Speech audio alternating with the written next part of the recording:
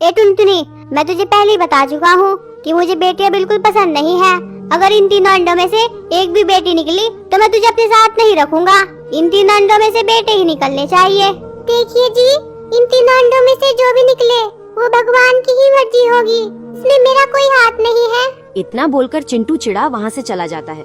तभी उन तीनों अंडों में से 2 अंडे फूट जाते हैं और उनसे 2 बेटियां निकलती हैं। हे भगवान, ये क्या हो गया? अब मेरे पति इन दोनों बेटियों को देखकर मुझे घर से निकाल देंगे, फिर मुझे अपने बच्चों से दूर रहना पड़ेगा। नहीं नहीं, मैं अपने बच्चों से दूर नहीं रह सकती। मैं ऐसा करती हूँ, चिंटू जी के आने से पहले ही इन दोनों बेटियों को कहीं छिपा आती हूँ। इतना बोलकर टुनटुनी दोनों बेटियों को दूसरी जगह पर ले जाकर छिपा देती है। मेरी बच्चियों, मैं तुम्हारे पास लौट कर आऊंगी, तुम कहीं मत जाना, नहीं तो शिकारी पक्षी तुम्हें खा सकते हैं। इतना बोलकर टुनटुनी अपने घोंसले में वापस जाकर बैठ जाती है।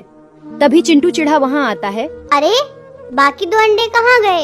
यहाँ तो सिर्फ एक ही अंडा है। अजी, थोड़ी देर पहले ही एक शिकारी पक्षी आया था, मुझसे दोनों अंडे छीन कर ले गया। मैं सिर्फ एक ही अंडा बचा पाई। ये भी ठीक ही हुआ, क्या पता उन दोनों अंडों में से बेटियां निकलती। इतना बोलकर चिंटू चिढ़ा वहाँ से चला जाता है। तभी अंडा टूटने की आवाज होने से चिंटू वापस आता है। टुनटुनी बताओ, अंडे से बेटा निकला है या बेटी? अरे, तुम तो रो रही हो, इसका मतलब मैं यही समझू ना कि अंडे से बेटी निकली है? नहीं जी नहीं, ये आंसू तो खुशी के आंसू है। अंडे से तो बेटा निकला है। अरे वाह, अंडे में से बेटा निकला है। आओ बेटा, मैं तुम्हें जंगल में घुमाने ले चलता हूँ।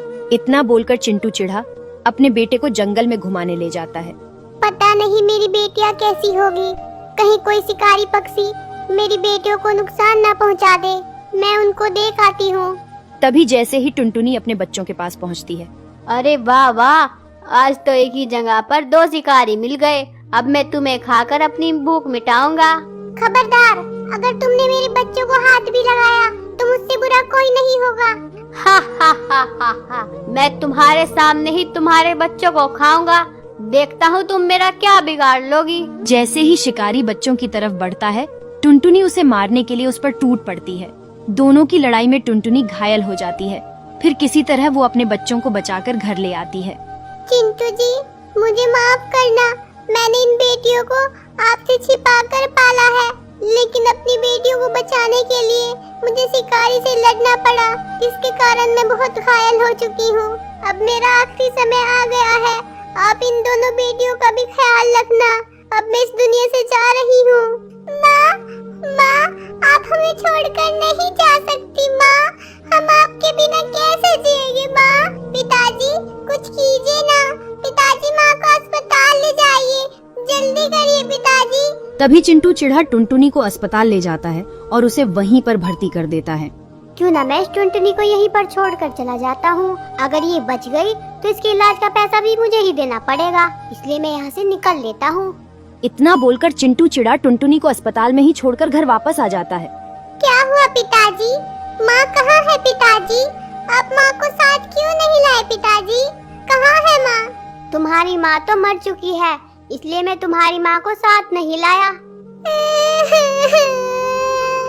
क्या हमारी माँ इस दुनिया में नहीं रही? पिताजी, हम आखिरी बार अपनी माँ को देखना चाहते हैं, हमें उनके पास ले चलिए। नहीं नहीं, अब मैं तुम्हें तुम्हारी माँ के पास नहीं ले जा सकता, क्योंकि मैं तुम्हारी माँ का अंतिम संस्कार कर आया हूँ। इतना सुनकर बेटियां बहुत रोईं। तभी चिंटू चिढ़ा कुछ सोचने लगता है।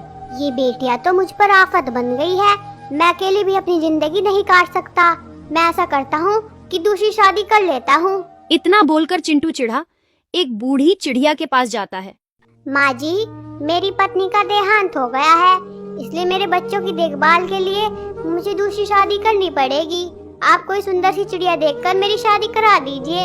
ठीक है बेटा, मेरी नजर में एक सुंदर लड़की है, चलो मैं तुम्हें वो दिखा देती हूँ। अगर तुम्हें वो पसंद आए तो तुम उससे शादी कर लेना। इतना बोलकर बूढ़ी चिड़िया चिंटू को लड़की दिखाने ले जाती है। माँ जी, मुझे ये लड़की पसंद है, आप मेरी शादी इससे करा दो। लेकिन मैं तुमसे ऐसे शादी नहीं कर सकती, तुम्हारी तो 2 बेटियां हैं, अगर मैं तुमसे शादी कर लूंगी तो मैं पूरी उम्र तुम्हारी बेटियों का दहेज जमा करने में ही रह जाऊंगी। मैं कभी अपने शौक भी पूरे नहीं कर पाऊंगी। मैं तुमसे शादी नहीं कर सकती। तुम इस बात की फिक्र मत करो, तुम्हें दहेज जोड़ने की जरूरत नहीं पड़ेगी। तुम अभी मेरे साथ चलो, मैं अपनी बेटियों का समाधान तुम्हारे सामने ही कर दूंगा। इतना बोलकर वो टिकी चिड़िया को अपने साथ घर ले आता है। बेटा चलो तुम मेरे साथ चलो, मैं तुम्हारी नई माँ ले आया हूँ। हम इस जंगल को छोड़कर दूसरे जंगल में रहेंगे। अगर हम यहाँ रहे तो ये मनुष्य चिड़ियाएं हमारी जिंदगी में मुसीबत ही लाती रहेंगी। नहीं पिताजी नहीं, हमें छोड़कर मत जाइए। अब तो हमारी माँ भी हमें छोड़कर चली गई, आप भी छोड़कर चले जाओगे, हमारा क्या होगा? तुम्हारी बकबक मुझे और नहीं सुननी। चलो टिकी, हम दूसरे जंगल में चलकर शादी कर लेते हैं। इतना बोलकर चिंटू चिढ़ा दूसरे जंगल में चला जाता है और वह टिकी चिड़िया से शादी कर लेता है। इधर दोनों बेटियां दुखी मन से अपनी माँ को याद कर रही थी। तभी वहाँ वही शिकारी पक्षी आ गया। बहन चुप रहना, यहाँ पर वही शिकारी घूम रहा है। अब तो हमारी माँ भी इस दुनिया में नहीं रही जो हमें इस शिकारी से बचा सके। तभी शिकारी पक्षी घूमता हुआ बच्चों के पास पहुँचता है। क्या कहा? तुम्हारी माँ इस दुनिया में नहीं रही? मैंने तो उसे पहले ही कहा था कि मुझे ये बच्चे खाने दे, लेकिन उसे अपनी जान प्यारी कहाँ थी? उस दिन तो तुम्हारी माँ ने तुम्हें बचा लिया था, लेकिन अब तुम्हें बचाने कौन आएगा? अब मैं तुम्हें खाकर ही रहूँगा। नहीं नहीं, हमारी माँ को कुछ नहीं हुआ है। हमारी माँ तो हमारे लिए दाना लेने गई है। वो देखो पीछे, उधर से आ रही है हमारी माँ। चलो पिंकी, शिकारी हमें अभी नहीं देख रहा, जल्दी से भागो यहाँ से। इस तरह शिकारी पक्षी का ध्यान भटकाकर दोनों वहाँ से भाग जाते हैं। मोनी बहन, हम उस शिकारी से तो बच गए, लेकिन हमारे पास रहने के लिए अब घर नहीं रहा। हम इस सर्दी में कैसे रहेंगे? दोनों बच्चे बेचारे ठिठुरते हुए सर्दी से बचने के लिए पेड़ के पत्तों की आड़ में बैठ जाया करते थे, लेकिन इस सर्दी को वे सह नहीं पा रहे थे। मोनी बहन, लगता है ये सर्दी खत्म होने से पहले ही हम इस सर्दी से मर जाएंगे। अब तो हमारे पास हमारे माँ बाप भी नहीं है और ना ही रहने के लिए घर। रोज रोज मरने से अच्छा है कि हम एक बार ही अपनी जान दे दे।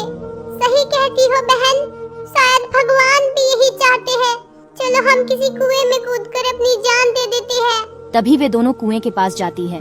भगवान हमें माफ करना, हम छोटी बच्चियां हैं, हम अपने माँ बाप के बगैर नहीं जी पाएंगे, इसलिए हम इस कुएं में कूदकर अपनी जान दे रहे हैं।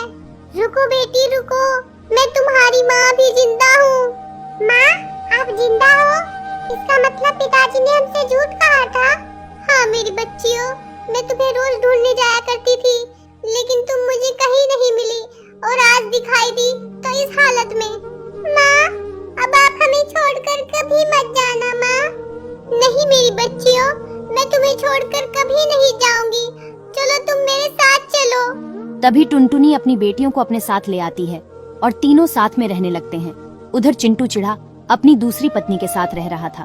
तभी वह बीमार पड़ गया। उसकी दूसरी पत्नी टिकी उसकी बीमारी की वजह से उससे चिढ़ने लगी। बुढ़े, शादी से पहले तो तूने कहा था कि तू मुझे बहुत खुश रखेगा। तू मुझे खुश क्या रखता, तू तो खुद ही बीमार होकर मेरे गले पड़ गया। मैं जा रही हूँ दूसरी शादी करने, तू तो मेरे लिए मर गया। इतना बोलकर टिकी चिड़िया चिंटू के बेटे को लेकर उसी बूढ़ी चिड़िया के पास जाती है। माँ जी, मेरे पति की तो मौत हो गई, इसलिए मुझे इस बच्चे को पालने के लिए दूसरी शादी करनी पड़ेगी। आप मेरी दूसरी शादी करा दो। बूढ़ी चिड़िया टिकी की शादी कौवे से करवा देती है। शादी के कुछ दिन बाद ही टिकी चिड़िया बीमार पड़ जाती है। अगर तू पहले से ही बीमार थी तो तूने मुझसे शादी क्यों की? मैं एक बीमार चिड़िया के साथ अपनी जिंदगी नहीं गुजार सकता। तू इस बेटे को लेकर यहाँ से निकल जा, मुझे नहीं रहना है तेरे साथ। तभी चिंटू का बेटा और टिकी दोनों जंगल में रहने लगते हैं।